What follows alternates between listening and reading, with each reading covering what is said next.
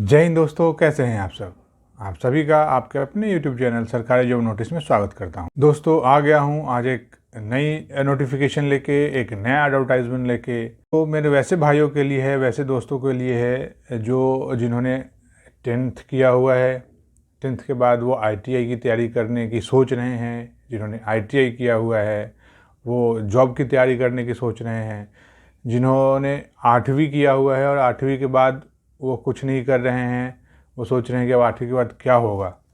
तो जिन्होंने 8th किया हुआ है, जिन्होंने 10th किया हुआ है, जिन्होंने ITI किया हुआ है, तो मेरे वैसे भाई जो अभी जॉब की तैयारी कर रहे हैं, जिन्होंने 8वीं करने के बाद पढ़ाई नहीं की, जिन्होंने 10th करने के बाद अभी ITI की तैयारी शुरू करेंगे या ITI में सोच रहे हैं कि वो ITI में एडमिशन लें। वैसे मेरे दोस्तों के लिए आज का जो नोटिफिकेशन है वो काफ़ी ख़ास है, क्योंकि आज का जो नोटिफिकेशन है वो Eastern Railway RRC, yes Eastern Railway recruitment cell ने जारी किया है, नोटिफाई किया है, एडवर्टाइज़ किया है। तो आज के इस वीडियो में ईस्टर्न रेलवे के इसी नोटिफिकेशन पे बात करेंगे, डिटेल में जानेंगे। इसका जो एप्लीकेशन की जो स्टार्ट डेट है वो क्या है, एप्लीकेशन की लास्ट डेट क्या है, ये पूरा का पूरा जो एडवर्टाइजमेंट है ये क्या है, क्या ये जॉब देता है, क्या ये आपको एक जॉब की गारंटी देता है, और इस अप्रेंटिसशिप में आपको क्या क्या बेनिफिट मिलेगा। तो इसकी जो एप्लीकेशन फ़ी है वो कितनी रखी गई है, इसमें क्या कोई एग्ज़ाम है क्या। तो इसमें जो भी है इस नोटिफिकेशन के में जो भी चीज़ें RRC ने बोली हैं वो सब मैं आपको डिटेल में बताऊंगा। तो आप इस वीडियो को लास्ट तक देखिए, पूरा देखिए। और मैं अपने दोस्तों और भाइयों से एक रिक्वेस्ट करना चाहूँगा कि अभी तक अगर आपने मेरे चैनल को सब्सक्राइब नहीं किया है तो प्लीज़ मेरे इस चैनल को सब्सक्राइब कीजिए, मेरे वीडियोस को लाइक कीजिए, मेरे वीडियोस को शेयर कीजिए, ताकि मैं आप तक ऐसे ही जो न्यू गवर्नमेंट वैकेंसीज़ है और जो नोटिफिकेशन जो गवर्नमेंट की तरफ से आता है वो मैं आपको ईज़िली पहुंचा सकूं, आपको अवेयर करा सकूं, ताकि आप टाइम पे वो फॉर्म फिल कर पाएँ। तो आज का ये वीडियो शुरू करते हैं। So let's go. दोस्तों आज का जो नोटिफिकेशन लेके आया हूँ वो ईस्टर्न रेलवे RRC ने नोटिफाई किया है। And as per notice of RRC ये इन्हें कुछ एक्ट अप्रेंटिस के पोस्टों के लिए कुछ अच्छी खासी वैकेंसी निकाली है इन्होंने। तो इसके लिए उनको युवा लड़के चाहिए, युवा यूथ चाहिए, जिन्होंने एक तो 8वीं कर रखा है। तो 8वीं करने के बाद जिन्होंने पढ़ाई नहीं की है तो उनके लिए वो कुछ अलग जो ट्रेडें हैं, उनके लिए ख़ास ट्रेडें हैं, उन पे वो 8वीं पास को लेंगे। जो और बहुत सारी ट्रेडें हैं उसमें वो 10th पास जो है उसको लेंगे। तो RRC की तरफ से ये नोटिफिकेशन आया है। अगर इसके एप्लीकेशन स्टार्ट डेट की बात करें तो ये 11 अप्रैल 2022 मीन्स 11 अप्रैल 2022 से इसका ऑनलाइन एप्लीकेशन फॉर्म जो है वो शुरू होगा। तो अभी आपके पास टाइम है, ये 11 अप्रैल 2022 से शुरू होगा। इसकी अगर लास्ट डेट की बात करें तो ये 10 मई 2022 तक ये लास्ट डेट है। आप 10 मई 2022 तक इस फॉर्म को, RRC के इस नोटिफिकेशन को फिल कर सकते हैं। चलिए दोस्तों, अगर इसके मोस्ट इम्पोर्टेंट अगर इसके क्वालिफ़िकेशन की बात करें कि इसके लिए क्वालिफ़िकेशन क्या क्या है, तो जैसा मैंने आपको पहले बताया कि वैसे मेरे दोस्त जिन्होंने 8वीं किया हुआ है और 8वीं के बाद अगर वो किसी भी रीजन से, किसी भी कारणवश अगर वो कोई आगे नहीं पढ़ाई कर पाए वो, तो उनके लिए भी इसमें अच्छा खासा अपॉर्चुनिटी है। अगर वो चाहें तो उनके लिए जो ट्रेडें हैं लाइक अगर welder, sheet metal worker, lineman, wireman, carpenter and painter, ये जो 4-5 ट्रेडें हैं इस पे 8वीं पास मेरे दोस्त इसके लिए अप्लाई कर सकते हैं और उनका सिलेक्शन इस ट्रेड के लिए हो सकता है और ये इस ट्रेड में ट्रेनिंग ले सकते हैं। तो RRC का एक यही मुझे अच्छा लगा कि RRC है ये चाहती है कि जैसे आप 10वीं के बाद आप ITI करते हैं और ITI में अलग अलग ट्रेड में जाके आप जो ट्रेनिंग लेते हैं, फिर उसके बाद आप रेलवे की तैयारी करते हैं और रेलवे में जाना चाहते हैं या फिर अदर दूसरे इंडस्ट्रीज़ में आप जाते हैं। तो यहाँ RRC जो ईस्टर्न रेलवे है इसने बोला है कि ये यूथ को, ये स्टूडेंट्स को ये खुद ही लेंगे और ये खुद ही ट्रेन करेंगे अलग अलग ट्रेडों में। और आगे जब वैकेंसी निकलेगी आरआरसी की तरफ से तो वो इसमें उनका इन्होंने जिस बंदे को या जिस स्टूडेंट्स को ट्रेनिंग दिया है उनको उस वैकेंसी में वेटेज दिया जाएगा।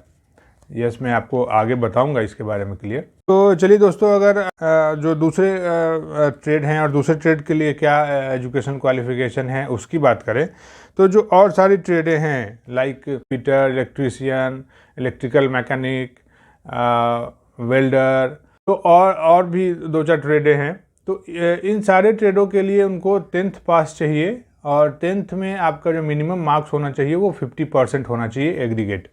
तो एग्रीगेट अगर आपको 10th में 50% मार्क्स है देन यू आर एलिजिबल, आप इस फॉर्म को फिल कर सकते हैं। तो इसके अलावा उनको एक नेशनल ट्रेड सर्टिफिकेट चाहिए जो कि इश्यू होना चाहिए एनसीबीटी एंड एससीबीटी के तरफ से।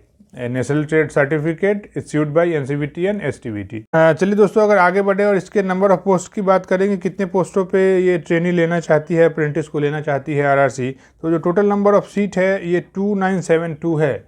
तो मैं आपको यहाँ एक चीज़ और क्लियर करूँ कि जो 2972 सीटें हैं ये ईस्टर्न रेलवे में जो अलग अलग डिवीज़न है, लाइक अगर हम डिवीज़न की बात करें कि Howrah division, Sealdah division, Malda division, Asansol division है ना, जमालपुर वर्कशॉप है, तो इन सारे डिवीज़न और इन सारे वर्कशॉप में अलग अलग पोस्टें आई है और इन सारे डिवीज़न और वर्कशॉप के टोटल सीटों को अगर हम अकोमुलेट करें, कंबाइंड करें, तो जो टोटल सीटें आती हैं वो 2972 सीटें हैं।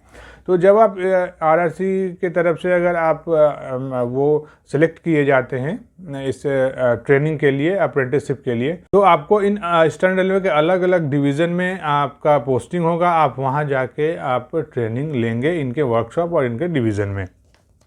चलिए दोस्तों, अगर इसके एज की बात करें कि एज क्या है, कितने एज तक के अप्रेंटिस को ये लेना चाहते हैं, तो जो मिनिमम एज है वो 15 ईयर्स है एंड जो मैक्सिमम एज है वो 24 ईयर्स है and as per government rule इसमें रिलैक्सेशन भी अवेलेबल है। तो 15 साल minimum and 24 years maximum age है। आपकी एज अगर इनके बीच है तो आप इसको फॉर्म को ज़रूर भरें, क्योंकि अगर रेलवे जो ट्रेनिंग देती है और रेलवे के यहाँ जो अगर आप ट्रेनिंग लेते हैं तो उसका वेटेज किसी भी एग्ज़ाम में ज़्यादा होता है, चाहे वो रेलवे का ही क्यों ना हो। चलिए दोस्तों, आगे बढ़े हैं और अगर इसके एप्लीकेशन फ़ी की बात करें कि इसके लिए आपको एप्लीकेशन फ़ी कितना देना होगा, तो वैसे मेरे भाई जो जनरल कैटेगरी से, ईडब्ल्यूएस कैटेगरी से एंड ओबीसी कैटेगरी से बिलोंग करते हैं उनको 100 रुपीज़ देना पड़ेगा एप्लीकेशन फ़ी।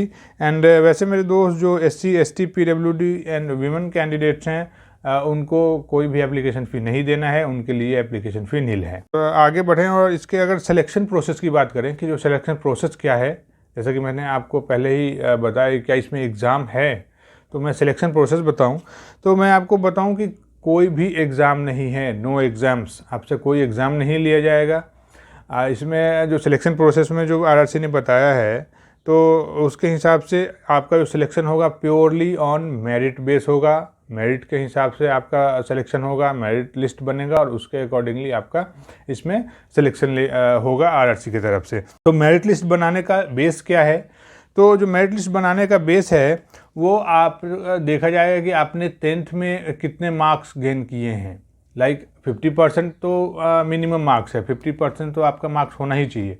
अगर आपने 70%, 75% या 65%, तो ऐसा अगर मार्क गेन किया है तो आप, और अगर आपने ITI भी कर रखा है, अगर आपके पास ITI की भी डिग्री ऑलरेडी है तो ITI का जो मार्क्स है वो भी एग्रीगेट होगा। मैट्रिक एंड ITI दोनों मार्क्स को एग्रीगेट करके फिर उसका परसेंटेज निकाल के फिर जो मेरिट लिस्ट वो प्रिपेयर करेंगे और मेरिट लिस्ट के बेस पे फिर आपका सिलेक्शन होगा। तो आपका मार्क्स मायने रखता है इसमें, आपने 10th में कितना मार्क्स गेन किया है, अगर आपने ITI किया हुआ है तो उसमें कितना मार्क्स गेन किया हुआ है।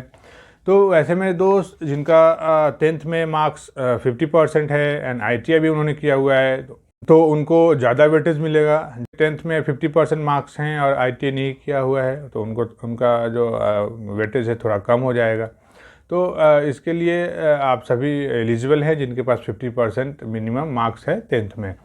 और जो 8वीं के बेस पे जो ट्रेड है उसके लिए कोई परसेंटेज ऑफ मार्क्स की ज़रूरत नहीं है, आप 8वीं पास होने चाहिए, फिर आप इन सारे ट्रेडों में जा सकते हैं, लाइक कारपेंटर, पेंटर और भी जो मैंने बताया metal sheet worker lineman, wireman, तो इसके लिए आपको 8वीं पास होना चाहिए। चलिए दोस्तों, अगर आगे बढ़े और मोस्ट इम्पॉर्टेंट, जैसा कि मैंने आपसे पहले पूछा कि क्या ये एक जॉब है, क्या ये रेलवे आपको जॉब दे रही है, तो नहीं। रेलवे ने कुछ पॉइंट है वो क्लियर बोला है कि इसमें सिलेक्शन होने का ये मतलब नहीं है कि रेलवे आपको जॉब दे रही है।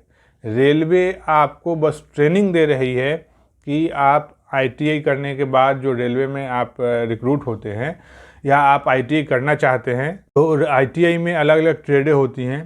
तो रेलवे भी अपने वर्कशॉप में, अपना ट्रेनिंग सेंटर पे आपको ट्रेनिंग देगी अलग अलग ट्रेडों में, ताकि आप एक अच्छे अप्रेंटिसशिप के तौर पे अच्छे अप्रेंटिस बनिए।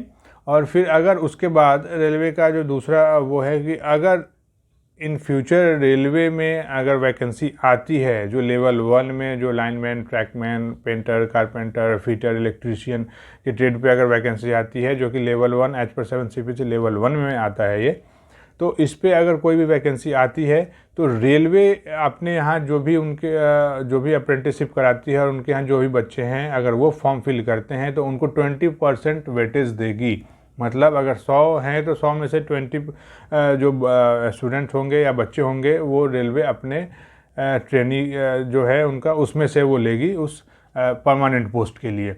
तो अगर आप इस रेलवे के यहाँ ट्रेनिंग लेते हैं तो आपको एक ये भी चांसेस है ज़्यादा कि आपका सिलेक्शन हो जाए परमानेंट रेलवे में जॉब के लिए। रेलवे की तरफ से एक और जो इम्पोर्टेंट बात है उसमें कही गई हैं कि ड्यूरिंग योर अप्रेंटिसशिप या ड्यूरिंग योर ट्रेनिंग आपको स्टाइपेंड मिलेगा। स्टाइपेंड जिसको बोलते हैं, स्टाइपेंड मतलब होता है एक टाइप का वेतन हो गया, तो ये आपको कुछ जो है एज पर जो गवर्नमेंट प्रेस्क्राइब्ड रूल है या प्रेस्क्राइब्ड जो भी उनका वो है, उसके हिसाब से आपको कुछ स्टाइपेंड भी ड्यूरिंग योर ट्रेनिंग आपको दिया जाएगा, जिसको भत्ता टाइप का एक हो गया वो, कि आपको कुछ पैसे उसमें दिए जाएंगे। तो ऐसा नहीं है कि आपको बस ट्रेनिंग दिया जाएगा, आपको ट्रेनिंग के साथ साथ पैसे भी मिलेंगे। और अगर आप अच्छा से आपका ट्रेनिंग हो जाता है, देन रेलवे की तरफ से जो भी वैकेंसी आएगी लेवल 1 पे, तो उसमें आपको 20% वेटेज दिया जाएगा। तो आपके चांसेस वहाँ पे ज़्यादा बढ़ जाते हैं अगर आप रेलवे में ट्रेनिंग लेते हैं। और अगर आप ITI में या इधर प्राइवेट किसी या सरकारी किसी इंस्टीट्यूट में ट्रेनिंग लेके जाते हैं, तो फिर आपको एग्ज़ाम देना, क्लियर करना, तो उसमें आपको कोई वेटेज नहीं मिलता, पर रेलवे आपको यहाँ वेटेज देगी। तो ये काफ़ी अच्छा है, काफ़ी प्लस पॉइंट है, काफ़ी अच्छा बेनिफिट है कि 20% तो बेनिफिट देगी। और ITI में अगर आप ट्रेनिंग लेते हैं बाहर किसी इंस्टीट्यूट में, तो आपको पैसे देने होते हैं। वहाँ रेलवे के यहाँ अगर आप ट्रेनिंग लेते हैं तो वहाँ रेलवे आपको कुछ पैसे भी देगी मंथली। तो ये भी मेरे ख्याल से एक अच्छा बेनिफिट है। तो वैसे मेरे दोस्त जो ITI करना चाहते हैं या जिन्होंने ITI ऑलरेडी कर रखा है, जिन्होंने 10th कर रखा है, जिन्होंने 8th कर रखा है, तो उनके लिए एक बहुत ही अच्छा अपॉर्चुनिटी है। और एज पर माय ओपिनियन आपको ये फॉर्म फिल करना चाहिए और आपको ज़रूर इसमें जाना चाहिए। आज के वीडियो में ईस्टर्न रेलवे RRC के इसी नोटिफिकेशन में बात करना था, जो कि काफ़ी इम्पोर्टेंट था ITI 10th एंड 8th पास मेरे दोस्तों भाइयों के लिए। मुझे लगा कि उनको ये बातें बतानी चाहिए और उनको ये फॉर्म के बारे में समझाना चाहिए कि आखिर ये जो अप्रेंटिस है ये है क्या। तो मेरे ख्याल से आपको ये फॉर्म भरना चाहिए। और आज के वीडियो में बस इतना ही। आप 11 अप्रैल के बाद आप इस फॉर्म को फिल कीजिए, और इस फॉर्म का जो नोटिफिकेशन लिंक है और 11 अप्रैल के बाद जो इसका अप्लाई लिंक होगा वो मेरे डिस्क्रिप्शन में होगा। आप वहाँ पे जाइए, नोटिफिकेशन पहले अच्छे से पढ़िए, उसके बाद आप अप्लाई कीजिए। Thank you for watching.